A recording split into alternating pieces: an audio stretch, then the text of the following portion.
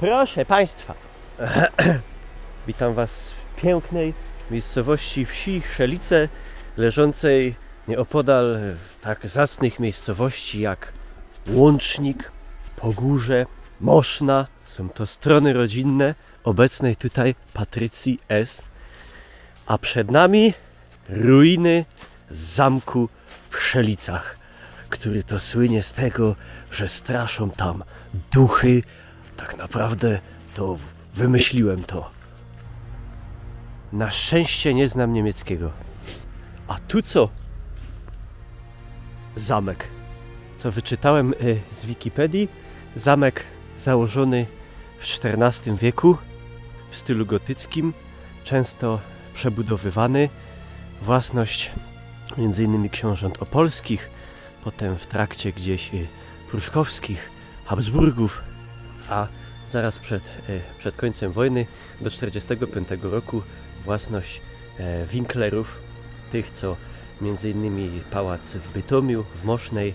No i ten zamek ponoć II wojnę światową przetrwał nie najgorzej, nie był jakoś zniszczony.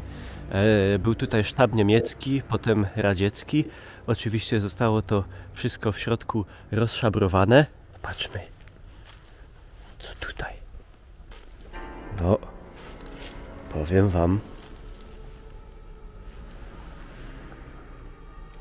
Potem w latach 60. część tutaj pomieszczeń tego zamku została przekształcona po prostu na mieszkania. Mieszkali tutaj ludzie, no i tak to zmieniało wielokrotnie właścicieli.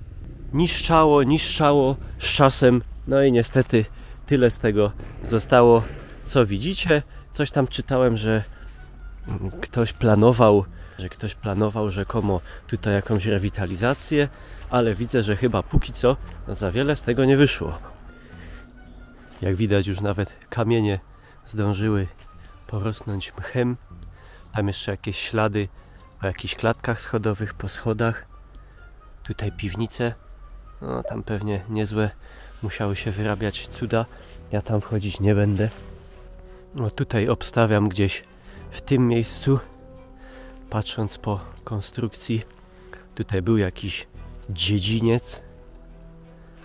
Na internecie można znaleźć jeszcze zdjęcia sprzed wojny, jak się to z czasów niemieckich, jak tutaj to wyglądało. Mam nadzieję, zaraz mnie tu albo nie porwą jakieś duchy opolskich książąt, albo nie pogoni mnie nikt z flintą. No, klimacik jest. Śmiało mogłoby to robić za jakieś ruiny Kermoren w nowym sezonie Wiedźmina, albo coś w tym stylu. No, jak widać, w stanie to jest tragicznym. Tutaj te mury trzymią się już momentami na ostatnich cegłach, także ja się nawet nie będę nigdzie tam do środka zapuszczał w obawie o własne życie. Także wejrzymy tylko tutaj z brzegu, co się tutaj dzieje. W środku już porośnięte drzewa wychodzą oknami. No, rewitalizacja tak dużego obiektu w takim stanie to byłyby jakieś grube miliony, a raczej pewnie dziesiątki albo setki milionów złotych. Nie wiem, ile tu w tym prawdy, ale ponoć jest legenda, że tutaj też gdzieś w tym zamku przez jakiś czas swoją siedzibę mieli templariusze. I ponoć gdzieś tutaj od tego zamku, na dużym obszarze tutaj pod całą miejscowością, ciągną się jakieś tajemnicze tunele. Pieron wie, a może tu gdzieś jest jakiś zakopany skarb templariuszy albo innych. Jak to na ogół w życiu bywa? Pewnie nie. Ale legenda fajna. No, szkoda, że tak to wszystko wygląda, ale nie jest to odosobniony przypadek, bo w takim stanie pałaców i dworków, zwłaszcza na ziemiach zachodnich, na Śląsku Górnym i Dolnym w Polsce jest bardzo dużo, a wiele z nich już w ogóle nie ma po nich śladu. W ogóle zniknęły całkowicie z powierzchni ziemi.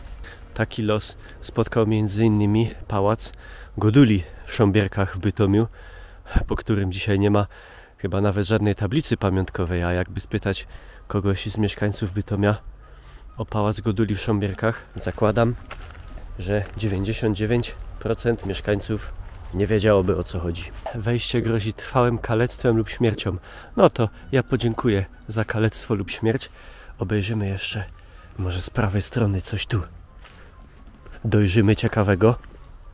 Ten budynek jest w takim złym stanie, że podejrzewam, że nawet jakby ktoś się podjął w końcu remontu tego, to no tak jak już wspominałem dosłownie, tutaj większość tych murów to się trzymie na ostatnich cegłach. Tu myślę, że jakby przeszła jakaś większa burza, wichura, jakaś trąba powietrzna, to się to po prostu rozpadnie niczym domek z kart. Wejrzymy tak tylko. Nie widać tam jakichś duchów.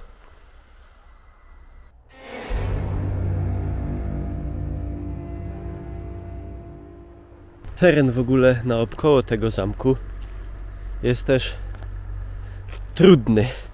Ogólnie widzicie jakieś takie barzoły, tereny mocno podmokłe. Nic tutaj za bardzo nie sprzyja nadaniu tego miejsca, temu miejscu nowego życia. Tutaj też widać jakieś resztki jakichś zabudowań. Nie wiem, coś tu było, tu jakieś trochę choćby schodki.